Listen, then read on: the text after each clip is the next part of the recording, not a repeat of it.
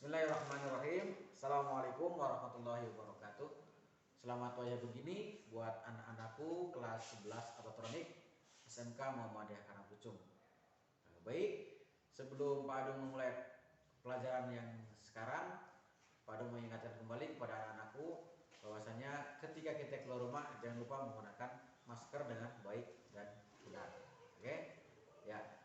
Untuk kali ini Pak Adung akan menjelaskan untuk bab 3 ya tentang mapel yang Pak Adung ampuh, yaitu perawatan dan perbaikan sistem engine manajemen dan motor listrik atau disingkat IMS.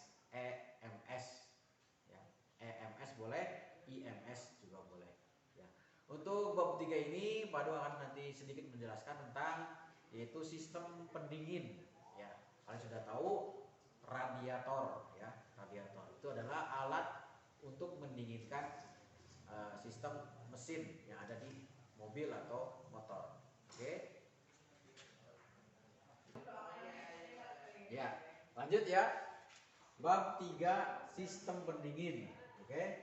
Yang pertama nanti kita pelajari fungsi dan macam-macam sistem pendingin. Fungsinya apa sih sistem pendingin? Ya jelas, yang namanya dingin ya untuk mendinginkan mesin. Ya, kalau terlalu panas nanti overheat, kepanasan mesinnya. Maka perlu perbandingan, perlu didinginkan, yaitu pakai sistem pendingin. Nah, terus untuk macam-macamnya apa saja sih? Macam-macamnya itu banyak. Contoh, kalau kalian lihat di motor aja, motor Supra 100 atau Supra 125, motor bebek umumnya ada Smash, ada Shogun, ada Supra. Itu biasanya di blok silindernya. Oke, itu ada kisi-kisinya ya. Nanti Pak Dong kasih tahu kisi-kisinya. Itu adalah model sistem pendingin secara alami. Jadi udara yang masuk ke dalam kisi-kisi itu disebut udara alami. Ada juga yang kedua sistem pendingin yang disebut dengan model paksa atau kipas. Biasanya kebanyakan di motor matic ya. Biasanya di sebelah kanan itu kan, contoh misalnya motor Mio ya, itu ada kipasnya sebelah kanan itu. Nah, itu sebenarnya sistem pendingin. Jadi sistem pendingin secara tekan. Didinginkan oleh kipas yang ada dalam mesin, itu sistem pendingin secara tekan. Terus yang terakhir yang paling bagus tapi juga mahal itu sistem pendingin air atau sistem pendingin radiator. Contoh misalkan motor Fiction ada ya, Ninja ada. Ya, tapi yang kita pelajari nanti atau yang kita praktek ini bukan di motor ya, kita praktek di mesin atau radiator mobil. Ya, nanti Pak Adung akan kasih lihat seperti itu. Ini ya, sistem atau macam-macam sistem pendingin ada 3 ya. Yang pertama sistem alami, biasanya ada di motor bebek ya. Yang kedua sistem tekan, biasanya di motor matic. Terus yang ketiga sistem pendingin air atau radiator. Terus yang B nanti katakan praktek perawatan radiator. Nanti Kak Padu masih tahu di sana. Oke? Ya.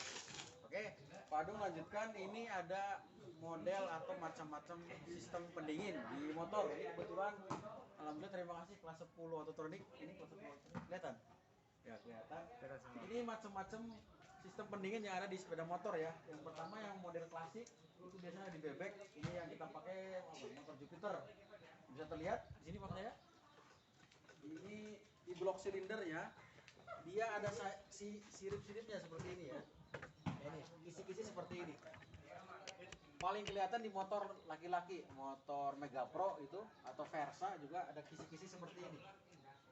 Ini menandakan dia menggunakan sistem pendingin secara alami. Dia hanya menggunakan udara yang masuk ke dia. Jadi pada saat dia berjalan, kisi-kisinya itu menangkap dingin dari udara yang ada di depannya sehingga mendinginkan si mesin tersebut. Kekurangannya memang pada saat dia macet di jalanan atau pas berhenti pasti panas nanti lama-lama. Tapi kelebihannya pasti kondisinya mesin ini lebih murah daripada konstruksi sistem pendingin yang lain ya. Kelebihannya lebih murah harganya, tapi kekurangannya dia tidak cocok untuk kondisi jalan yang macet atau panas. Nah, ini untuk model sistem pendingin secara alami ya, ciri-cirinya ada kisi-kisinya. Terus yang kedua ada model sistem pendingin secara tekan atau udara atau kipas, biasa di matic ya. Nah, ini Di sebelah kanan rata-rata yang matic itu ada kipasnya di sini nih, ya. Ini sebenarnya kipas menghirup panas dari mesin, ya. Lalu diambil, dikeluarkan keluar, ya, menggunakan kipas yang ada di mesin. Perputarannya, kecepatannya ya tergantung putaran atau RPM mesin tersebut. Semakin kencang RPM mesin, semakin kencang juga kipas yang ada di sini menyedot dan mengeluarkan panas yang ada di mesin tersebut. Nah, ini untuk yang sistem udara secara tekan atau kipas, ya. Biasanya di matic, kalau yang alami di motor bebek. Nah, yang terakhir itu yang masih dipakai sampai sekarang, yang paling bagus ya ini sistem udara air, sistem udara, sistem pendingin air atau radiator. Ini ya ada radiatornya.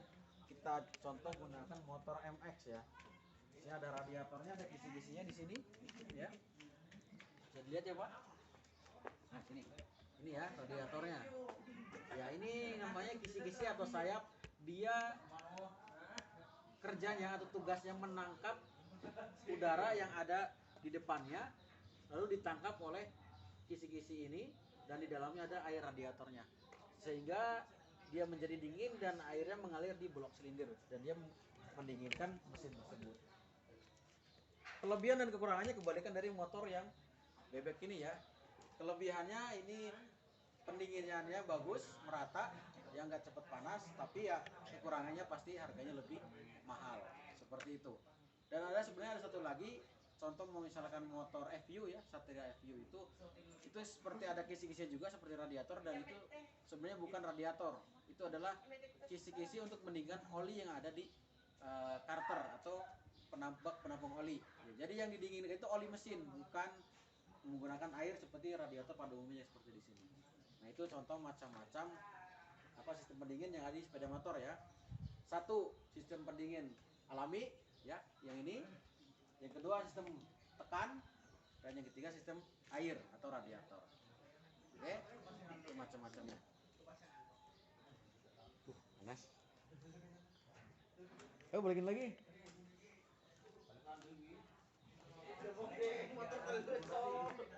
Dijedal, ya? Hah? Orang ya? Tuh.